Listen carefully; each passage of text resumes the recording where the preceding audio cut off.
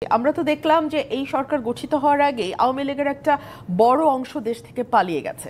কারো না কারো সহায়তায় তো তারা ইমিগ্রেশন ক্রস করেছে, বর্ডার ক্রস করেছে। কারো না কারো সহায়তায় তো তারা দেশের ওই পারে ভারতে চলে গেছে। কারো না কারো সহায়তা তো বটেই। কাদের সহায়তায় সেটাও কি গত 5 মাসে বের হয়েছে? খুবই অবাক কাণ্ড মনে হবে, কিন্তু আওয়ামী লীগ কিন্তু তাদের কর্মসূচি ঘোষণা করেছে। আগামী 16 তারিখ, 18 তারিখ, এরকম কয়েকটা তারিখ দেখছিলাম যে হরতাল, অবরোধ ইত্যাদির দিকে তারা এখন যাচ্ছে এবং পুরো ফেব্রুয়ারি মাস জুড়েই তারা বিভিন্ন কর্মসূচি দিচ্ছে।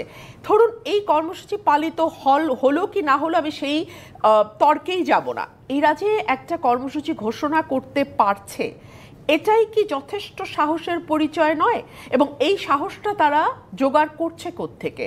সরকার যত বেশি ব্যর্থ হবে তত বেশি আওয়ামী লীগ শক্তিশালী হবে। সরকার তো তাদের পক্ষ থেকে বলছে এই ধরনের কোনো কিছু করতে দেওয়া হবে না, সুযোগ নেই। সরকার তো সেটি বলবেই, কিন্তু আপনি একটি রাজনৈতিক দলের কর্মসূচি কি করে বন্ধ করবেন? এক, লিগ্যাল ওয়ে যেটা ছিল সেটা হলো রাজনৈতিক দলকে আপনি নির্বাহী আদেশে বন্ধ করতে পারেন, মানে অবৈধ ঘোষণা করতে পারেন, যেটা জামাতকে করা হয়েছিল।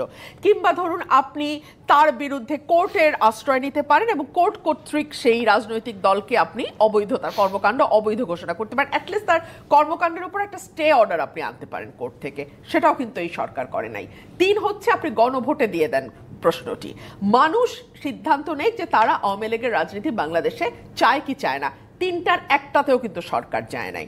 তার মানে কি আওয়ামী লীগ বাংলাদেশে এখনো নিবন্ধিত এবং মানে বৈধ একটি রাজনৈতিক দল। সো সে তার কর্মসূচি ঘোষণা করেছে, কিন্তু এটাও আপনি বন্ধ করতে পারতেন যদি আপনি একটা অ্যাটলিস্ট সফল যদি নাও হন, মানুষের জনজীবনে মোটা দাগের স্বস্তি 5 মাসে এনশিওর করতে পারেন। তাহলে আওয়ামী লীগ কিন্তু এখন যেভাবে গর্ত থেকে মাথা বের করছে, এই গর্ত থেকে মাথা বের করবার সাহসী আওয়ামী লীগ। পৃথিবীর যে কোনো দেশে যখন আইন শৃঙ্খলা শেষ হয়ে যাবে, গভর্নমেন্ট কন্ট্রোলে থাকবে না, ছিনতাই, রাহাজানি, খুন বেড়ে যাবে, এই দেশটাই ফেল স্টেটের দিকে যায়। তখন বিভিন্ন মতের গ্রুপ তৈরি হয়, মব জাস্টিস শুরু হয়, মব কালচার শুরু হয়।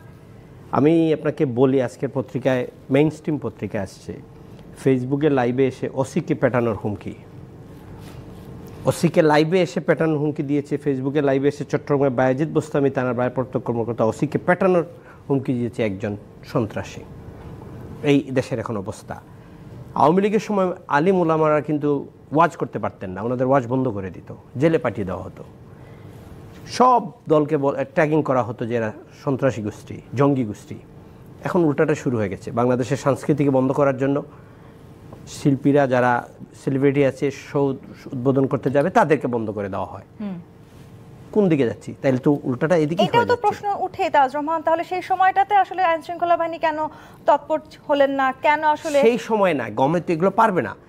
এখানে আপনি যখন দুর্বল হয়ে যাবেন, আপনি যে রুলার হিসাবে মাঝে মাঝে কিন্তু আপনাকে এমবডিমেন্ট হতে হবে, আপনাকে অ্যারোগেন্স হতে হবে। আপনার এইটা যদি না হয় তাহলে আপনি কিন্তু দেশ চালাতে পারবেন না। এখন দেখেন, মামলার বাণিজ্য বলি, আমার নামে একটা মামলা হয়েছে জাস্ট লিটারালি 1 সপ্তাহ হলো। সেই মামলাতে আমি 3 নম্বর আসামি। আমার প্রথম শেখ হাসিনা, দ্বিতীয় ওবায়দুল কাদের, 3 আমি।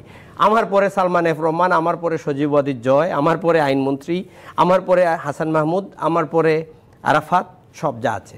আমি এমপিও হই নাই, সংসদেও যাই না, জাতীয় পার্টির পক্ষ থেকে আপনাদের এখানে টকশো করে বেড়াচ্ছি। এই যারা আছে ডানে বামে, এদের সাথে আমাদেরকে জানতে হবে এটা। মানুষ তো আমাদেরকে ফোন করে বলতেছে টকশোতে যাচ্ছেন, একটু দয়া করে বলেন আজকের কি অবস্থাটা ঢাকা শহরে আছে। নাই তো, ল অর্ডার নাই, পুলিশ কথা শুনছে না। তাহলে তো পলিটিক্যাল পার্টির সাথে বসতে হবে, ইউনূস সাহেবকে বসে বলবো আমাকে ফর্মুলাটা দেন, আমরা কিভাবে এই ওটা ওভারকাম। আমাদের তাদেরকে বের করে আনতেও সময় লাগবে। এই জন্য তাজ ভাই যে কথাটি বলছিলেন, একটা পলিটিক্যাল গভর্নমেন্টের কোনো অল্টারনেটিভ হয় না। কেন হয় না আমি একটা একটা করে কারণ বলি। এক হচ্ছে, পলিটিক্যাল গভর্নমেন্ট একটা জনগণের ভোটে ম্যান্ডেট নিয়ে একটা নির্দিষ্ট সময়ের জন্য আসে, 5 বছর, সে ফর এক্সাম্পল 5 বছর।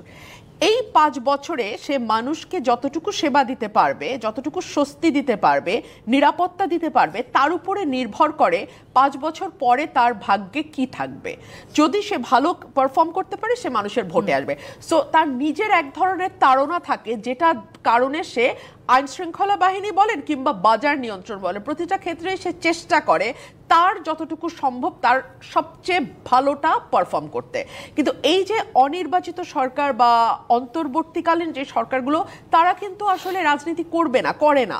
তারা একটা টাইমিং এর জন্য আসে, তাদের তেমন জবাবদিহিতাও থাকে না, আবার তারা ফেল করলে তাদেরকে মাসুলও দিতে হয় না।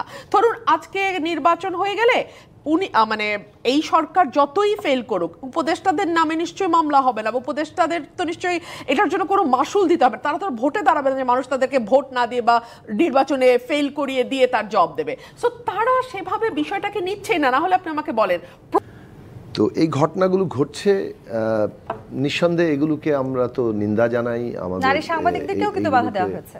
হ্যাঁ, মানে এই বাধাগুলো যারা দিচ্ছেন একটা রাজনৈতিক তুলনামূলক গণতান্ত্রিক পরিবেশের সুযোগে নিশ্চয়ই একদল উগ্রবাদী এই কাজগুলো করছেন, যারা নিজেদের মত অন্যের উপর চাপিয়ে দিতে চান।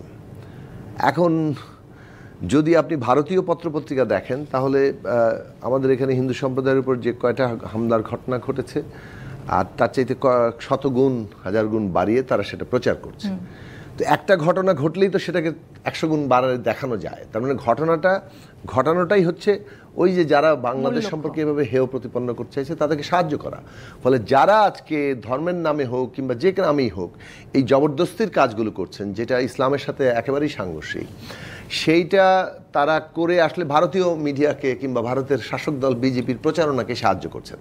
এখন প্রশ্ন হচ্ছে যে গভর্নমেন্ট এগুলোকে কেন ঠেকাতে পারছে না। একটা তো আমরা প্রাতিষ্ঠানিক দুর্বলতার কথা আলোচনা করলাম, সরকারের আকার ছোট, এই সরকার একটা রাজনৈতিক দল মতো না যে তার সর্বত্র তার কাঠামো আছে। সেক্ষেত্রে যেটা করণীয় ছিল, যে কথাটি আমরা বারবার প্রথম থেকে বলে এসেছি, আমি এখনো বিস্মিত যে এই জায়গাটিতে কেন সরকার কোনো উদ্যোগ গ্রহণ করেনি। আমরা বলেছি যে এই সরকার একই সঙ্গে এটা তো একটা পুরো সিস্টেম, এই সিস্টেমে অংশীদার আরো অনেকেই। সো তাদের সকলের একটা দুষ্ট চক্রের সম্মিলিত প্রয়াস না থাকলে এটা হতো না।